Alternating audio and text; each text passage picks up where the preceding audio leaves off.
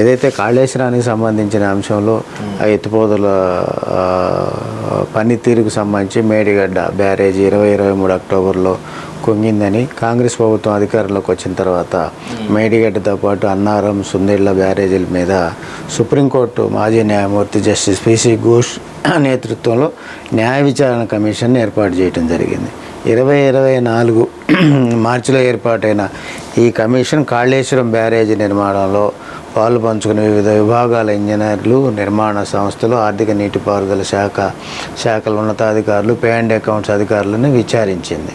కొందరు స్వచ్ఛందంగానూ కమిషన్ ఎదుట హాజరయ్యారు. అందరి నుంచి అఫిడవిట్లు తీసుకుని క్రాస్ ఎగ్జామినేషన్ చేశారు. వాటిలో వచ్చిన అంశాల ఆధారంగానే ప్రస్తుతం కేసీఆర్, హరీష్ రావు, ఈటెల రాజేందర్ను పిలిచినట్టుగా స్పష్టమవుతా ఉంది. అయితే ఇప్పుడు స్పష్టంగా ఇచ్చారు. అంటే ఇంజనీరింగ్కి సంబంధించిన విభాగాల అధిపతులు, ఏదైతే నిర్మాణానికి సంబంధించిన కాంట్రాక్టర్లు, వీళ్ళందరితో కూడా ఇప్పటికే కమిషన్ విచారణ కొనసాగించింది. కొంతమంది స్వచ్ఛందంగా కూడా వెళ్ళి స్టేట్మెంట్ ఇచ్చిన నేపథ్యం ఉంది. ఏది ఏమైనా ఒక ప్రాజెక్టుకు సంబంధించి భారీ స్థాయిలో నిర్మాణం జరిగిన నేపథ్యంలో అప్పటి ముఖ్యమంత్రి కేసీఆర్కి కానీ, అదేవిధంగా హరీష్ రావుకి కానీ, ఈటెల రాజేంద్రకు కానీ నోటీసులు ఇచ్చిన నేపథ్యం. అది కూడా నోటీసు కూడా ముగ్గురికి వేరువేరు డేట్లలో పిలిచిన నేపథ్యం ఉంది. అంటే 5వ తారీఖున మాజీ ముఖ్యమంత్రి కేసీఆర్, అదేవిధంగా 6వ తారీఖున హరీష్ రావు, అదే 9వ తారీఖున ఈటెల రాజేందర్ గారిని పిలిచి స్టేట్మెంట్కి సంబంధించి కానీ, గతంలో దాని మీద వాళ్ళు విచారించిన ఏదైతే స్టేట్మెంట్లు నమోదు చేసుకున్నారో దానికి సంబంధించి నోటీసులు ఇవ్వటం ద్వారా వీరి అభిప్రాయాలు కూడా తీసుకునే నేపథ్యం ఉంది.